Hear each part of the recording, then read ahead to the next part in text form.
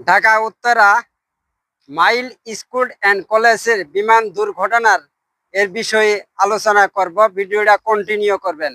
দেখেন, আমি বিমানের ছবিটা সহ দিয়েছি।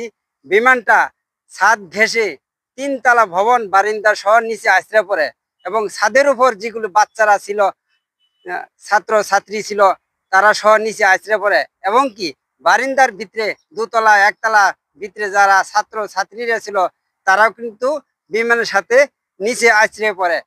আপনারাই বলুন, এই কতজন বাচ্চা মারা যেতে পারে এবং কতজন আহত হতে পারে।